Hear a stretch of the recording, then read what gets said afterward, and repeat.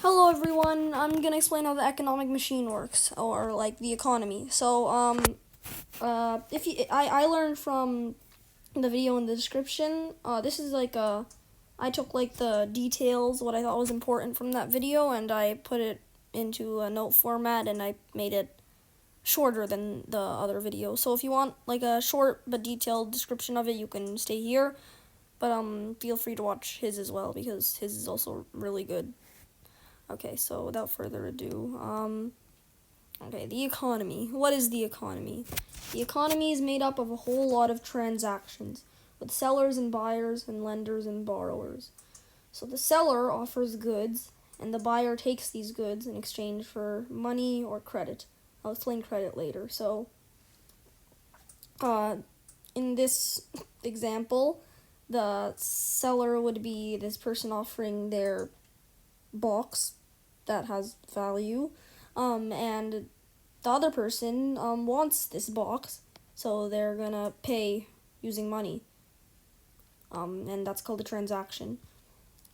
And the fact is, all these transactions make up markets, and then the economy is made up of those markets. So first of all, to make transactions like this, you need money. And to get more money, you need to be productive and offer something in return for money. For example, a box. And as time goes on, people get more and more productive to earn more and more money. This is called productivity growth. And in a graph, it'll look like this, that red line over there. Okay. So the amount of money you get from transactions is called your income. And you spend this earned money in transactions to get what you want. And this spending becomes another person's income because you're paying them to get something. But what if someone doesn't have enough money to get something they need? Then what do? In the economy, you can borrow money from banks. And you can use this money, for example, to buy a house that costs a lot of money. And you might not have enough money to do that, so you can borrow money from banks. And in return, banks will give you money in return for credit, which is an asset. So I said I'd explain credit earlier on, so I'm going to explain it. So credit is an asset and debt is a liability, which basically means credit is good, debt is bad.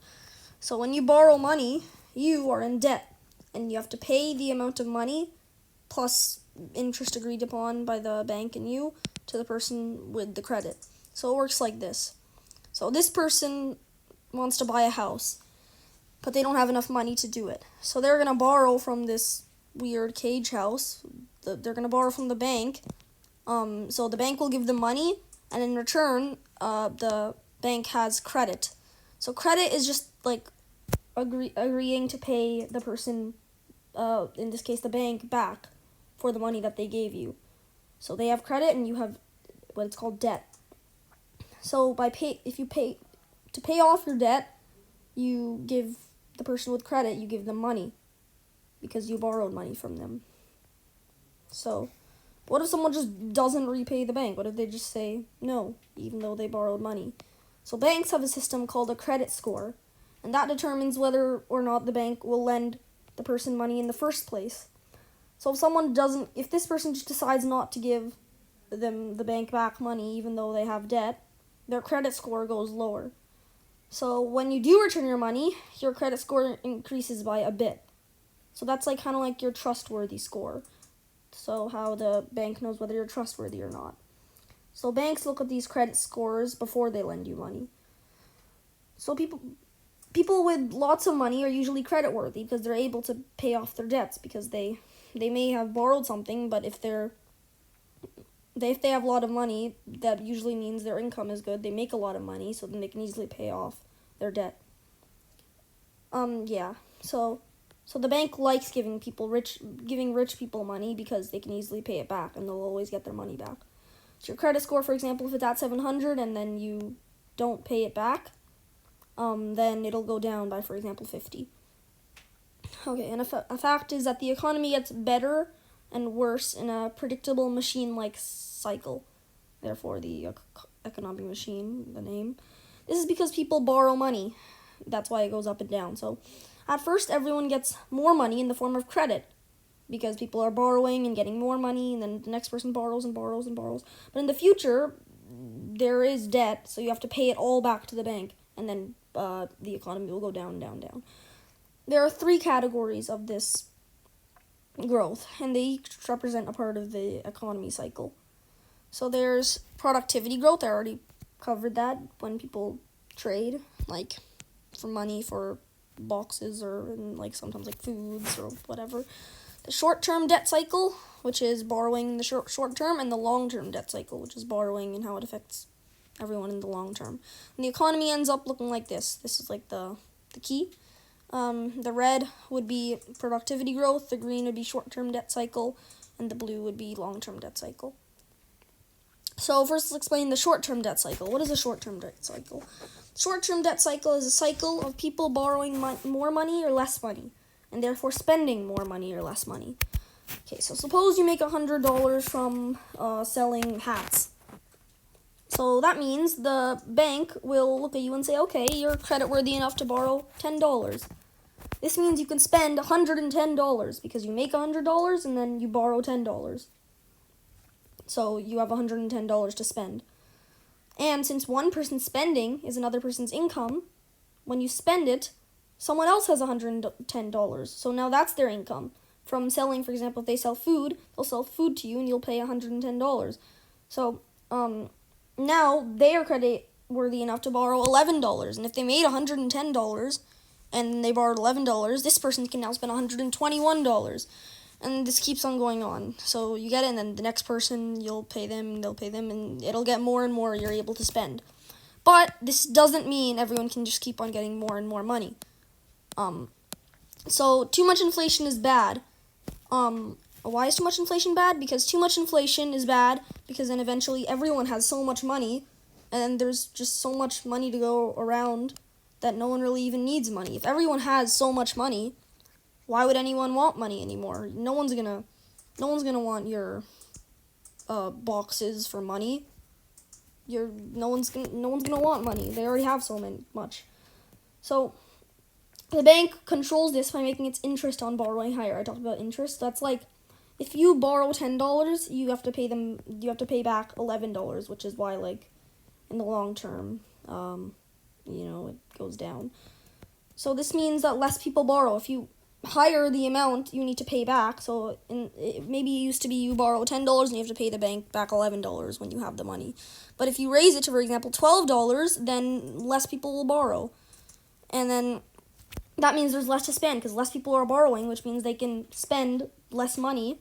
And then since one person's spending is another person's income, this keeps on going on and on and on. And then everyone spends less money because people stop borrowing that much. And then after this, the bank lowers its interest rates, and then more people borrow. And then, this happens again. So that's a short-term debt cycle. Explained over here, see that green, like, unstable line going, you. That's the short-term debt cycle. So now what is a long-term debt cycle? So remember how I said borrowing gives you money, but it also puts you in debt, and the bank gets credit. So a fact is that it's human nature to spend without actually paying off your debts. So eventually the debts catch up to everyone. They didn't pay it off, they have to pay it off. When people don't pay off their debts, debt repayments become higher. And this lowers the amount of money people can spend because one person's spending is another person's income. Since one person's spending, incomes drop when people spend less, and then people become less creditworthy because they can't pay off their debts. And the bank, if they need to borrow again, the bank will say, no, you didn't have enough money to pay off the last time you borrowed, so we're not going to give you any more. Your credit score goes down, your trustworthy score goes down. So, and then with less income and less borrowing and less credit score, less people that are creditworthy, everything starts to die. So in the short-term debt cycle, borrowers don't have enough money to borrow and repay, so the bank just lowers interest rates, and then more people borrow. But in the long-term debt cycle, borrowers don't have enough money to pay off their debts, so the lenders stop lending because they know they won't get repaid. And then the borrowers stop borrowing because they don't want even more debt because they already have so much debt. And the central bank can just lower interest rates because it's already so low. Sometimes even they lower it to 0% and still people can't pay off their debts. So how do you stop this giant downfall? So the government uses four main ways to stop the economy from crashing. 1. Cut spending. 2. Reduce debt. 3. Redistribute wealth. And 4. Print more money and spend it. The government uses all these tactics to help bring the economy out of debt. So solution 1 is cut people's spending so people have more money to pay off their debts. So maybe one of the reasons why people aren't able to pay off their debts is because they're spending. So if you cut people's spending, then they'll have more money to pay off their debts. But there's a problem with each of these solutions. So this one's problem is when spending drops, since one person's spending is another person's income, it makes everything worse because everyone's income drops. So the second solution is to reduce people's debts. You just cut their debts. So, but the problem with that is that the bank makes less money. The way the bank makes money is from letting people borrow from them, and then they have to pay them back, and they get money. But if you just tell everyone, okay, we're gonna cut all your debt, then the bank doesn't make money. And then the other way the bank makes money is from you keeping your money in the bank. So, but then people say this bank's not making that much money. We're gonna take our money back. We're gonna take our money out of this bank, and the bank is no one trusts the bank because the bank doesn't earn any money. And the bank starts to be sad. Third solution is to raise taxes on the wealthy to pay for the government's debt because of this long-term debt cycle. But the problem with that is that when the rich gives to the poor, then everyone wants money. The rich wants their money, and the poor people might still want their money.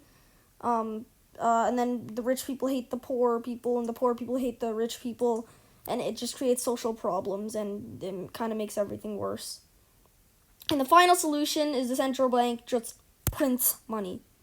Like printing paper. They just print money. They just print more money. So the central bank it's called the central bank, has the unique ability to print money. So the central bank just creates money, and then the government borrows the money from the bank. Instead of, for example, you borrowing money from a bank, the government borrows from the central bank. In a huge loan, maybe you might borrow $1,000, $10,000 to get a car or whatever. The government will take a giant loan from the central bank, and they're in huge debt. But with all this money that they borrow, they can give it to the community. And this causes inflation because now everyone can pay off their debts with this newly printed money. And then people start spending again. Since one person's spending is another person's income, everything starts to go up.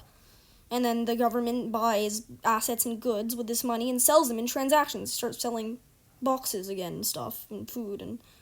And then prices get drived up and everything's kind of good. But there is a problem with that as well. The action of creating new money puts the government in debt because it is a loan. It's not just money coming out of thin air. The government does borrow it, so the government is in huge debt. And the only way to pay off this debt is to get more money to pay off the debt. So the economy needs to grow. The economy needs to start making these transactions again, making lots of money, paying their taxes, and then the government will hopefully eventually have enough money to pay off their debts. And yeah, that's all. If you want I put in the description. That's a video that I learned from. I highly suggest watching that if you want more of this. So I highly recommend his video, so you can go over there. But for now, bye. I hope you enjoyed this video. Leave a like and subscribe.